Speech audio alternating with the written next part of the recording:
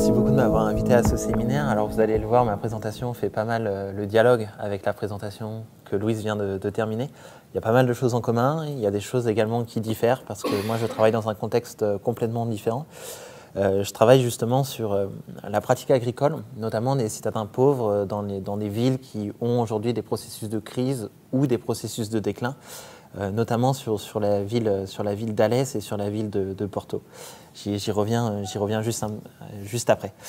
Alors, juste pour vous dire un petit peu sur quoi on s'est basé pour porter un peu cette recherche au départ, on s'est dit que finalement, en Europe, aujourd'hui, les petites villes et les villes moyennes connaissaient pas mal de processus de déclin ou en tout cas des difficultés à diversifier leur offre sociale et économique. Et d'un autre côté, on a un réel renouveau des valeurs de la terre en société, de la pratique agricole dans les sociétés occidentales.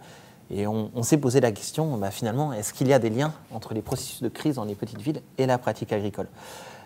Derrière, en filigrane, se cachent deux questions de recherche qui me font vibrer personnellement. La première, c'est qu'on parle beaucoup de conscience écologique, de jardinage pour les populations aisées des métropoles. On parle moins de ce que peut apporter la terre finalement aux populations les plus pauvres. Et moi, c'est quelque chose qui m'intéresse vraiment, avec derrière l'ambition de finalement faire enrichir des concepts tels que la justice environnementale, la justice sociale, l'égalité urbaine, etc. Et puis, l'autre question de recherche qui me plaît particulièrement, c'est que finalement, s'intéresser aux villes en crise permet de s'affranchir de rapports hiérarchiques, autant dans les concepts académiques que dans des démarches plutôt opérationnelles, plutôt politiques, entre les pays du Nord et les pays du Sud.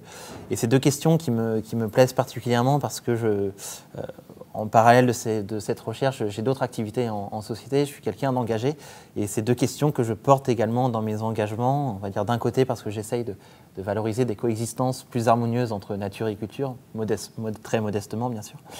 Et puis le rapport nord-sud, parce que le hasard des choses a fait qu'aujourd'hui je suis marié avec une femme africaine et que je partage ma vie entre la France et le Burkina Faso. L'idée, c'est pas tellement de cacher cette subjectivité que j'ai dans ma recherche, elle est présente, je l'assume. C'est plutôt de finalement la regarder avec une démarche critique, bien sûr, dans le cadre d'une démarche scientifique. Alors pour revenir un petit peu sur les deux terrains qu'on a choisis, on a choisi de rester justement dans un contexte méditerranéen et de s'intéresser à une ville petite, et en tout cas qu'on classe dans les villes petites et moyennes en France, la ville d'Alès dans les Cévennes, qui est un ancien territoire industriel et qui aujourd'hui a du mal à diversifier ses activités économiques. On va voir un petit peu pourquoi. Et puis la ville de Porto, au Portugal, donc une ville beaucoup plus grande, qui n'a pas du tout la même notoriété à l'échelle nationale, comparée à la ville d'Alès en France. Mais finalement, c'est une ville qui nous semblait intéressante parce qu'elle a été frappée de plein fouet par la crise financière de 2008 et par les politiques d'austérité qui en ont suivi. C'est-à-dire qu'il y a des gens qui étaient dans la classe moyenne qui sont devenus pauvres parce que leur salaire a été divisé par 2, parce que leur salaire a été divisé par 3. Et quand on se balade dans la ville, si attirante soit la ville de Porto, on ressent également énormément cette pauvreté. Il y a énormément de logements vacants, énormément d'espaces délabrés qui sont réappropriés par les populations urbaines, notamment à des fins agricoles. Alors dans cette présentation, aujourd'hui, moi je me suis plutôt centré sur Alès parce que c'est là où j'ai le plus de données encore. Je n'ai pas réellement commencé mon terrain à Porto. C'est quelque chose que je vais faire normalement au courant de l'année 2018. Alors pour cette présentation, du coup, je voulais vous proposer trois parties. Donc la première, c'est d'essayer de comprendre qu'est-ce qui fait crise dans la ville d'Alès et comment cette crise peut finalement être considérée comme une opportunité pour les citadins pauvres pour retourner à la terre, en tout cas pour se réapproprier des espaces qui va répondre à des enjeux sociaux et économiques. La deuxième partie que je vous propose, c'est rentrer un petit peu plus dans les détails et essayer de voir finalement comment ces citadins retournent à la terre et surtout pourquoi. Qu'est-ce que ça leur apporte de retourner à la terre ? Et enfin, la troisième partie, elle est plutôt prospective, c'est-à-dire que comment cette pratique des citadins pauvres nous re-questionne, d'une part sur les liens nature-culture, à des fins d'émancipation notamment, j'y reviendrai, et notamment sur comment on peut repenser la ville dans des perspectives de durabilité. Alors, caractériser la pauvreté à Alès. Alors, Alès, je pense que vous voyez un petit peu où c'est la capitale des Cévennes, donc c'est une ville qui est dans la région Languedoc-Roussillon, donc à l'extrême sud des Cévennes. Et c'est une ville qui jouissait d'une certaine notoriété à l'époque industrielle, par ses mines de charbon notamment, et par sa métallurgie qui employait à l'époque plus de 20 000 employés. Sauf qu'aujourd'hui, la ville d'Alès, c'est plus de 23% de chômage, donc finalement plus de 2 fois la moyenne nationale. Et puis au-delà de ces chiffres économiques, on voit qu'en termes de population, on a eu un petit déclin. C'est-à-dire que dans les années 1930, on était à plus de 43 000 habitants pour aujourd'hui une population qui est descendue en dessous des 40 000 habitants. À noter que si la ville d'Alès connaît finalement un processus de déclin démographique, le bassin de vie, la zone d'emploi, elle a tendance à augmenter d'un point de vue démographique. Ça s'explique par des conditions de vie qui sont relativement attirantes. C'est vrai qu'on est dans le climat méditerranéen, c'est un paysage attractif, les Cévennes, mais on va voir que c'est des populations qui ne répondent pas forcément aux mêmes enjeux économiques. Les personnes qui vivent en périphérie de la ville d'Alès, c'est des gens qui ont souvent une mobilité beaucoup plus importante et du coup qui ne travaillent pas forcément dans le bassin d'emploi d'Alès. Il y en a qui travaillent à Montpellier, qui vont travailler même à Lyon, etc. Alors quand on se balade finalement dans la ville d'Alès, ce qu'on peut observer, c'est que finalement il y a une précarité sociale qui est très visible. Déjà, il y a énormément de logements sociaux. À Alès, c'est quelque chose qui est assez marquant, souvent, qui marque souvent les esprits quand on arrive sur la ville d'Alès, quand on longe le Gardon. On voit que ça tout au long du Gardon. Et puis quand on se balade dans la commune, on voit que finalement il y a énormément de commerces qui sont fermés, beaucoup de pauvreté, une certaine marginalité sociale, c'est-à-dire des populations qui semblent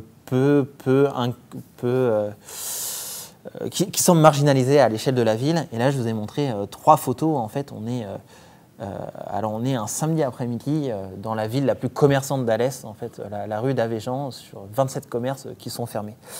Et ce qui est marquant aujourd'hui, c'est que la ville tend vers un nouveau processus où des commerces populaires commencent à fermer également. C'est-à-dire, il y a des kebabs qui ferment, qui pourtant sont susceptibles d'être fédérateurs, entre guillemets, pour les populations les plus modestes. Au-delà des chiffres à l'échelle de la commune que je vous ai montré, c'est intéressant de regarder le détail finalement. Qu'est-ce qui se passe par quartier, notamment parce que voilà, on a des inégalités spatiales très fortes. Et s'il y a des quartiers qui vont relativement bien, la pauvreté va se concentrer dans d'autres quartiers qui vont réellement se perforer à l'échelle locale. Et c'est ce qu'on observe sur ce graphique, c'est-à-dire qu'on a des quartiers qui ont su se stabiliser d'un point de vue économique, comme le quartier du Rieux, qui a 14% de chômage, donc ce qui est le miroir en fait de la moyenne nationale. Par contre, on a des quartiers où la pauvreté va très fortement augmenter. Donc voilà, dans le quartier de Cévennes, on est à 41%, Pré-Saint-Jean 27%. Il y a un revenu médian par ménage, donc c'est-à-dire un revenu annuel par ménage, qui va être très très faible. Alors finalement, c'est le revenu médian par ménage, le revenu médian annuel par ménage, sur les chiffres de l'INSEE. Exactement, c'est le RSA. C'est le RSA, exactement. Pour le ménage. En tout cas, sur l'INSEE, c'est par ménage. C'est par household. Voilà, c'est ça. C'est très faible. Voilà, c'est ça, exactement. Donc finalement, j'ai essayé de creuser, d'essayer de savoir qu'est-ce qui expliquait cette crise à Alès. Alors bien sûr, on a des facteurs macroéconomiques qui reviennent souvent. Alès était un territoire industriel, mono-industriel, en fait, centré notamment sur les mines de charbon et la métallurgie. C'est un territoire qui s'est désindustrialisé comme la majorité des régions françaises pour externaliser les coûts, parce que voilà, la France a choisi aussi de s'orienter vers l'économie de service. Et du coup, aujourd'hui, Alès n'a plus ces industries. Par contre, elle n'a pas réussi cette transition comme ont pu le faire d'autres villes, Lyon par exemple, Annecy, qui ont réussi finalement à développer une offre d'économie tertiaire ou nouvellement productive. Alès, c'est finalement pas le cas.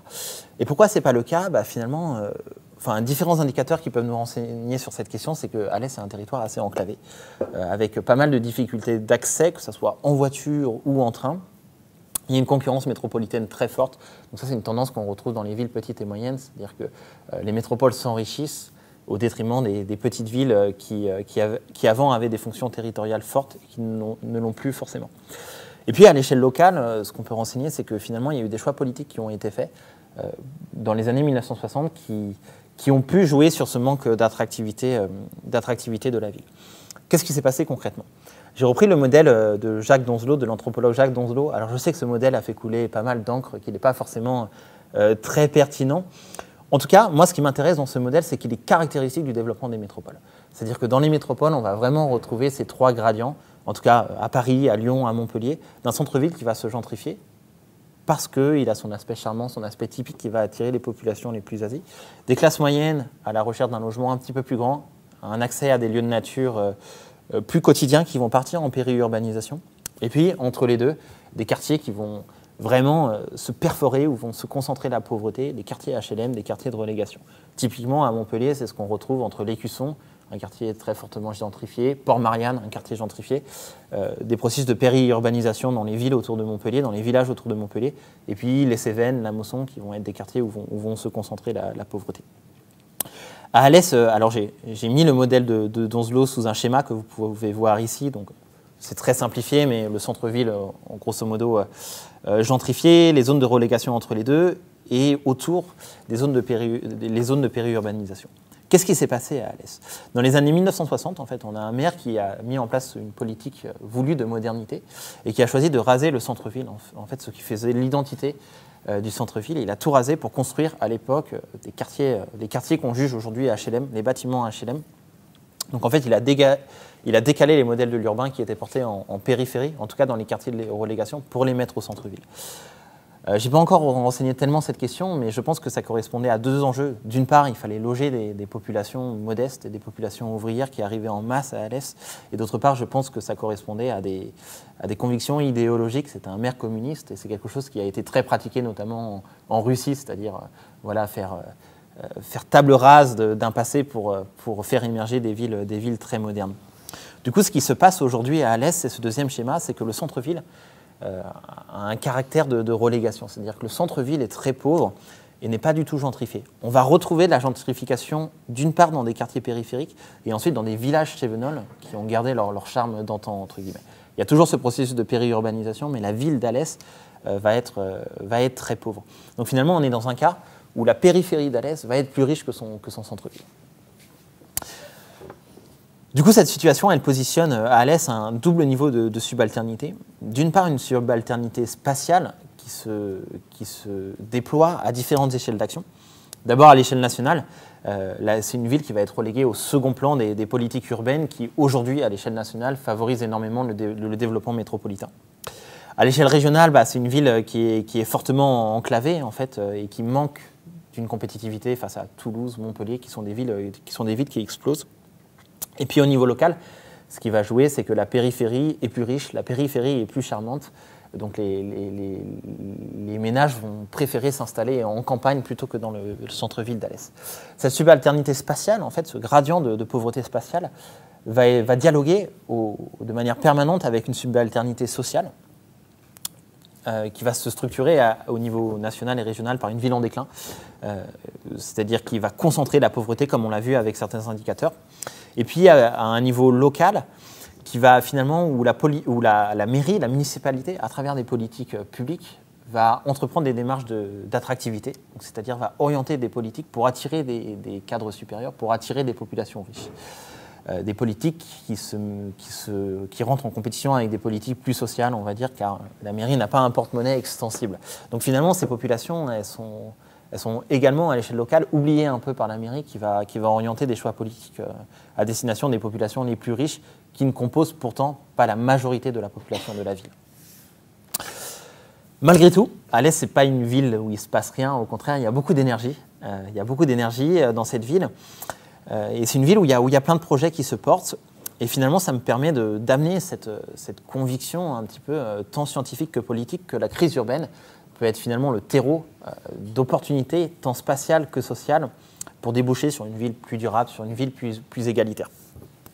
Donc l'idée aujourd'hui, c'est de comprendre ça, c'est comment finalement les citoyens précaires vivent dans la crise et se réapproprient les espaces de crise pour s'émanciper ou en tout cas pour sortir éventuellement de leur situation de subalternité. Et parmi la multitude de stratégies qu'on peut observer à l'échelle locale, la pratique agricole constitue une des stratégies d'adaptation à la pauvreté, en tout cas de réponse à la crise. Ça, c'est quelque chose qui est très pratiqué dans les Suds, par exemple. Dans les pays du Sud, les gens jardinent beaucoup en ville pour se protéger d'une certaine précarité économique. Et donc là, c'est intéressant parce qu'on va retrouver exactement cette dynamique dans les villes du Nord. Et du coup, l'hypothèse qu'il y a derrière, c'est que finalement, les jardins vont se développer dans des lieux, dans des espaces où vont se conjuguer une subalternité sociale et spatiale. C'est-à-dire des espaces non occupés par la planification urbaine, donc des espaces qui sont libres à l'appropriation, et des espaces qui se situent dans des zones pauvres, c'est-à-dire et pratiqués par des gens en situation de pauvreté. Donc ce qui me fait passer à ma deuxième partie finalement, d'essayer de comprendre comment les gens retournent à la terre à Alès. Alors, pour commencer, juste quelques petits éléments de méthode. Une difficulté que j'ai dans ma méthodologie, c'est que ces activités agricoles vont être, j'y reviens un petit peu plus tard, mais en tout cas pour la plupart, contrairement à ce qui se passe à Grande-Synthe, ça va être des activités agricoles informelles. Et donc parfois cachées, parfois invisibles. Du coup, il y a toute une série d'outils que j'essaie de mettre en place pour trouver des formes agricoles qui sont cachées, qui ne sont pas visibles à l'œil nu. Donc pour ça, en fait, j'utilise notamment des outils satellites, les images Google Earth ou des outils comme ça qui me permettent de référencer des sites agricoles qui vont être cachés. Essayer de voir également dans quel quartier ces activités agricoles vont se porter. Ce qui est intéressant pour le moment, c'est que je n'ai pas observé une corrélation directe entre la pauvreté du quartier et la présence de sites agricoles. Ça veut dire tout simplement que finalement les pauvres ont des stratégies de mobilité pour avoir accès à des terres agricoles qui ne sont pas forcément à proximité directe. Donc ça c'est très intéressant, je pense, à analyser à l'échelle de la ville. Et puis au-delà de ces outils satellites, ça me demande de faire des balades prospectives pour voir justement dans les rues où se développent les jardins. Alors à noter que par cette hypothèse où je n'ai pas fait cette corrélation entre lieux pauvres et jardins, ça m'a permis d'élargir ma recherche et de ne pas me cantonner finalement aux limites administratives propres à la ville d'Alès, en partant de l'hypothèse que les gens qui vivent dans les quartiers HLM d'Alès vont parfois avoir accès à de la terre dans un petit village à proximité, parfois même en montagne. Ils vont récupérer une châtaigneraie en déprise, etc. pour porter une activité agricole. Du coup, dans les enquêtes que j'ai portées auprès des jardiniers, j'ai essayé de prendre un échantillon de lieux diversifiés, c'est-à-dire au sein de la commune d'Alès, mais également dans les petits villages autour. Et cette comparaison était particulièrement intéressante parce que Alès est une ville qui a une municipalité à droite. Pourtant, les villages autour ont gardé une tradition communiste. Donc on est sur des politiques urbaines des politiques de développement territorial qui sont complètement différentes. Et on peut se poser la question de savoir en tout cas, on peut poser l'hypothèse qu'il y a des différences d'accompagnement de ces jardiniers entre une ville, grosso modo, à droite et une ville qui est PCF, même si, bien sûr, c'est beaucoup plus complexe que ça à l'échelle locale. Mes entretiens, c'est souvent un entretien très libre. En fait, j'essaye de comprendre qu'est-ce qui a amené les jardiniers à retourner à la terre. Donc, j'essaie d'analyser finalement leur parcours de vie et les façons dont ils analysent leur territoire. L'idée, c'est de comprendre comment ils sont rentrés dans la pauvreté, pourquoi ils sont retournés à la terre face à cette pauvreté et qu'est-ce que leur apporte la pratique agricole au quotidien dans la façon dont ils négocient leur statut de subalternité à l'échelle locale. Donc j'ai essayé de faire une petite typologie avec toutes les limites que ça pose, des jardins que j'ai pu observer, donc encore une fois des jardins pauvres, je ne vais pas m'intéresser à des pratiques agricoles ou des pratiques agricoles où ça va être des gens plus aisés qui jardinent. Il y a 4 grandes dynamiques qui sont portées à l'échelle de la ville. D'abord des jardins informels, c'est-à-dire des jardins où il va y avoir une appropriation d'un espace, souvent illégal, où la personne va porter des activités agricoles. Des jardins institutionnalisés, donc ça c'est des processus qui sont portés soit par des associations à gouvernance classique, soit par la mairie, un peu comme ce qui s'est passé à Grande-Synthe, c'est-à-dire que la mairie a mis en place un système de jardins dans les quartiers HLM. Il y a également des petites fermes qui vont être portées notamment en territoire cévenol, en dehors de la ville d'Alès. Alors les petites fermes, on est sur un modèle très particulier parce que finalement on va être sur des néo-ruraux qui sont retournés dans les Cévennes. Les Cévennes, c'est un territoire très, très militant en fait, qui a toujours été très progressiste, en tout cas avec des démarches de résistance très fortes. Du coup en fait ces petites fermes, c'est plus un choix de vie qu'un réel processus de subalternité. Du coup, on est plutôt sur si les gens ne gagnent pas bien leur vie dans cette petite ferme, on est plutôt sur une précarité choisie qu'une précarité subie. Du coup, il y a ce dialogue en permanence que j'essaie d'analyser dans ma thèse de ce qui fait précarité subie, précarité choisie, qui ne vont pas du tout correspondre au même profil sociologique des pratiquants agricoles et aux mêmes motivations de ce qui fait la pratique agricole. Et enfin, la dernière catégorie que j'ai analysée, que j'ai trouvée, c'est qu'il y a des gens qui vont retourner à des activités de cueillette, c'est-à-dire qu'ils vont se réapproprier la montagne, pour aller récolter des châtaignes, pour aller récolter des champignons, mais pour avoir une réelle volonté d'en vivre en fait, de cette activité-là. Donc c'est des gens qu'on va retrouver sur les marchés de Montpellier, sur le marché du Lez, et qui vont vendre leurs châtaignes, qui vont vendre leurs champignons. Alors là, pour la suite de ma présentation, j'ai surtout renseigné les 2 premières catégories que vous pouvez voir là, donc c'est notamment ça dont je vais parler tout de suite. Donc, qu'est-ce qui se passe sur les jardins informels tout d'abord? Donc, quand on les découvre, là, ils sont souvent un petit peu cachés au détour des rues, dans des quartiers très peu urbanisés. Et quand on se balade le long de ces jardins, eh bien, on voit que finalement, déjà, ces jardins sont cachés. On n'arrive pas à voir directement ce qui se passe de l'autre côté du jardin. Et puis que tout un tas de matériaux est récupéré à l'échelle locale pour construire son grillage, pour construire sa cabane, pour stocker, comme vous voyez un petit peu sur ces photos, ses plantes, etc. Donc un véritable système débrouille qui tend à penser que voilà, les jardiniers veulent produire un maximum en dépensant le moins que possible. Les jardins sont clôturés, donc également on protège sa production, un peu des regards indiscrets, éventuellement de dégradation, de vol, etc. Alors bien sûr, quand on voit ça, on n'a qu'une envie, c'est de toquer à la porte et d'aller voir ce qui se passe de l'autre côté. Et qu'est-ce qui se passe de l'autre côté ? On voit que finalement, les jardins sont relativement grands et que la majorité de l'espace va être utilisé à des fins productives. C'est-à-dire qu'il n'y a pas le barbecue pour inviter les copains, il n'y a pas la petite terrasse, etc. Donc, tout l'espace est occupé par la pratique agricole. Une pratique agricole qui va être relativement diversifiée. Alors, on retrouve des semences différentes en fonction du profil des jardiniers. À l'Est comme à Grande-Synthe, il y a beaucoup d'Algériens qui sont arrivés pour travailler dans les mines, mais également beaucoup d'Harkis en fait, qui ont été rapatriés par la France lors de l'indépendance de l'Algérie. Et donc là, par exemple, là, c'est le cas de deux Cévenols, Henri et Michel, qui ont leur jardin, donc anciens ouvriers qui sont aujourd'hui au chômage et qui vont passer l'intégralité de leur journée dans leur jardin. On est sur un jardin relativement grand, 500 mètres carrés, où l'intégralité de l'espace va être occupée. Donc vous voyez, va être occupée à des fins agricoles et vous voyez des activités extrêmement diversifiées. De l'élevage d'abord, de l'arboriculture, ici vignes, pommiers, poiriers, etc. Et puis tout un tas de cultures maraîchères. Alors là, avec mon ami, on a fait le dessin en mars. Alors que vous voyez, il y a des parcelles qui sont en sol nu, mais qui sont destinées à accueillir des cultures lors du printemps.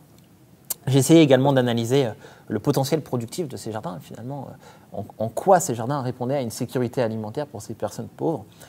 Et d'après leur discours, en fait, grâce à ces jardins, ils arrivent à nourrir l'intégralité de leur famille sur l'année, à travers bien sûr un travail de transformation, c'est-à-dire que l'été on fait des conserves, on fait des compotes, on fait des confitures, etc., qui nous permettent d'avoir une consommation sur toute l'année. Et va y être additionné un petit travail de vente également, informel, illégal, associé à ces jardins.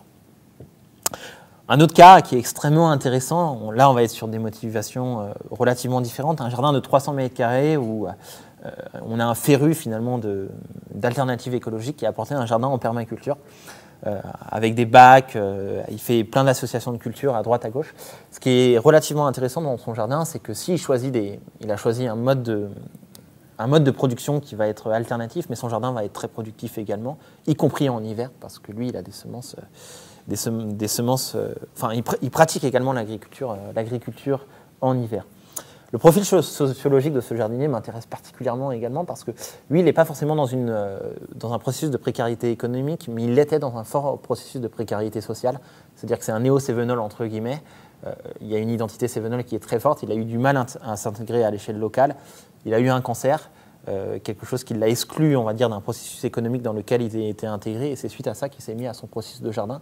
Et aujourd'hui, c'est devenu une réelle personne ressource à l'échelle du territoire. Il fait des formations en permaculture.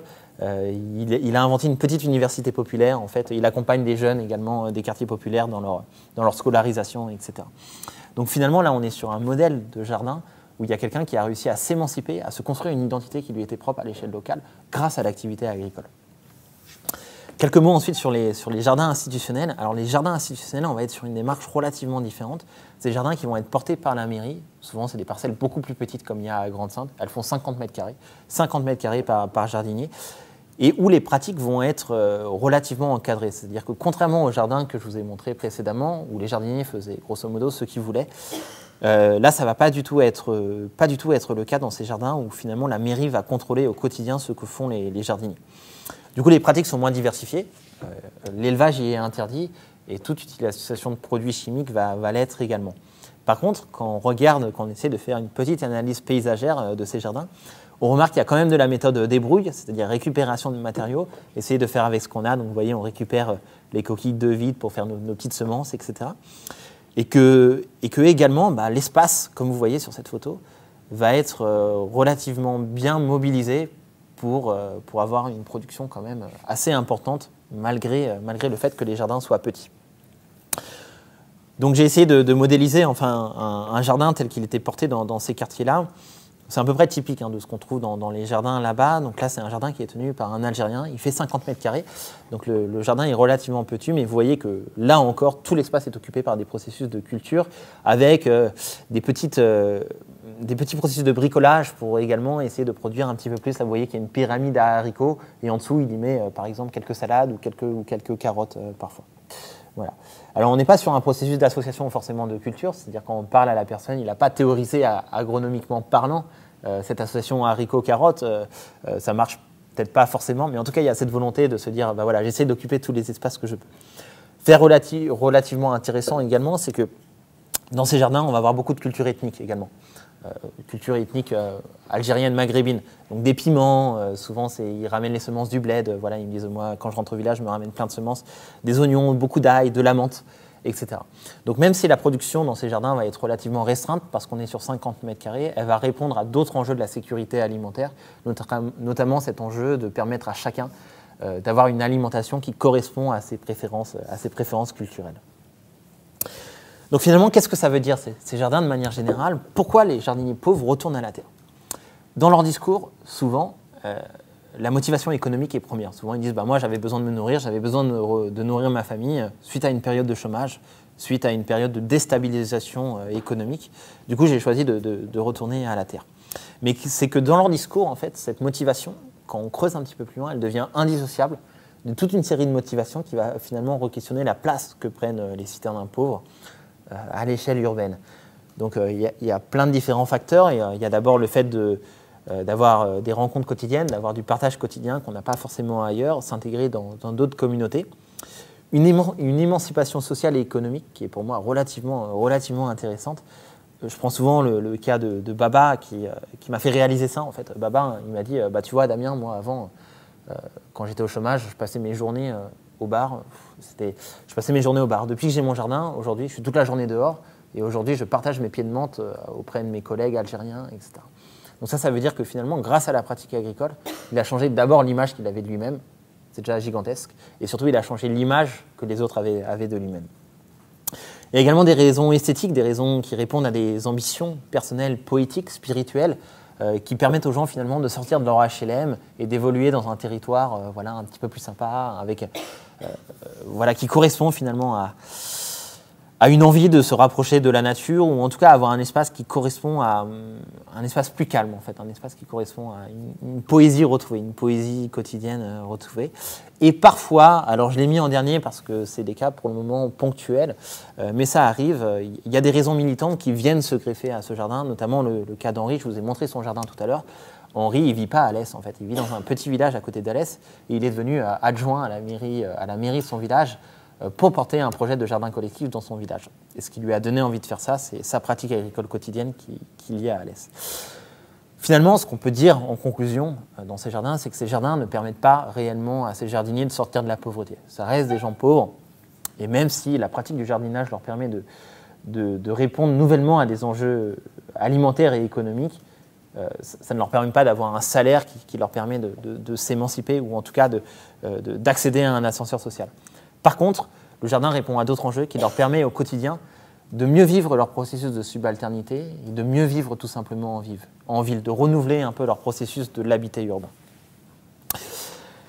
Et donc là, c'est la dernière question que je me pose finalement. Qu'est-ce que ça veut dire ça en termes de renouvellement des politiques urbaines à l'échelle de la ville? Alors là, c'est plutôt une partie prospective des questions que j'ai envie d'amener aujourd'hui. Finalement, à travers des trajectoires de jardiniers pauvres, j'essaie de voir comment... dans quelle mesure, à travers finalement les valeurs de la terre, des populations peuvent sortir de la subalternité, des populations où la ville peut sortir de la subalternité. Donc il y a différents facteurs que je vais essayer de prendre en compte, notamment l'accès à la terre et qu'est-ce que ça veut dire pour les jardiniers. Est-ce qu'il y a des processus d'émancipation par la nature, par la terre au quotidien? Donc je les ai déjà renseignés un petit peu, comme vous avez pu le voir en première partie, mais tout cela reste à creuser plus dans les détails. Quels sont les nouveaux liens sociaux qui se structurent?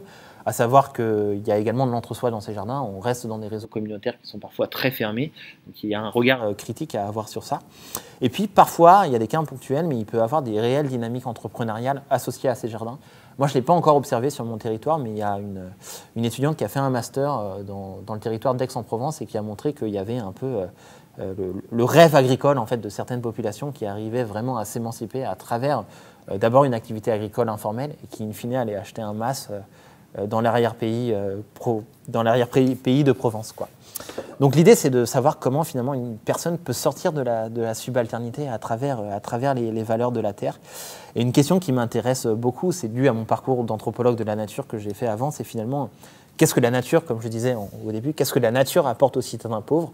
Et j'aimerais également retourner cette question, qu'est-ce que les citoyens pauvres apportent à la nature, en partant du principe que un jardin, ça participe à l'émergence de corridors biologiques à l'échelle de la commune, ça crée de la diversité cultivée, ça crée de la diversité sauvage, etc.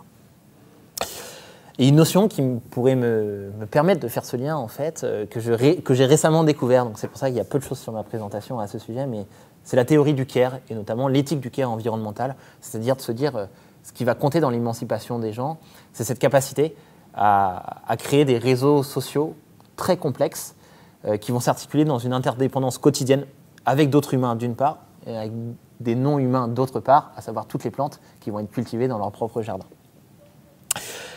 Et enfin, quand on monte en gamme, au-delà de l'aspect individuel du jardinier, qu'est-ce que ça veut dire pour la ville? Et ce qui est un concept relativement intéressant qui peut être mobilisé, c'est ce fameux concept en géographie radicale qu'on appelle le droit à la ville. Donc le droit à la ville, c'est quelque chose qui a été porté par Lefebvre, Harvey et plein d'autres, qui se dit que finalement, la ville appartient à tous et qu'à travers des processus d'appropriation de l'espace, mais surtout à travers des processus de participation aux décisions politiques qui sont prises à l'échelle locale, les populations doivent œuvrer à la fabrique collective de l'urbain et de la ville. Moi, ce que j'ai pu observer auprès de mes jardiniers urbains, c'est qu'on est certes dans des démarches d'appropriation, c'est-à-dire qu'ils vont se réapproprier des lieux vacants de la ville, mais on ne va pas du tout être sur des démarches de participation. Ce ne sont pas des militants pour la plupart. Ce ne sont pas des gens qui vont aller aux conseils municipaux, revendiquer des choses, qui vont participer aux régies de quartier, aux conseils de quartier pour faire valoir des idées. Par contre, par leur pratique quotidienne, c'est des gens qui vont changer pas mal de choses à l'échelle de leur quartier, à l'échelle de leur communauté, dans leur quartier HLM, etc. Du coup, il pourrait avoir un dialogue ultra intéressant, je pense, entre un droit à la ville qui se structure par des processus de revendication et un droit à la ville qui se structure finalement par des pratiques ordinaires. Et on peut penser que là, il y a véritablement, en termes de politique publique, quelque chose à faire pour permettre à des populations pauvres de réellement s'émanciper et pourquoi pas sortir de la pauvreté, à condition que ces pratiques agricoles soient valorisées de nouveau dans des politiques de développement territorial. Et actuellement, dans le territoire cévenol, en tout cas dans la commune d'Alès, ce n'est pas forcément quelque chose qui est fait. Donc là, il y a quelque chose à creuser, je pense, et qui est vachement intéressant. Voilà, je vous remercie de votre attention.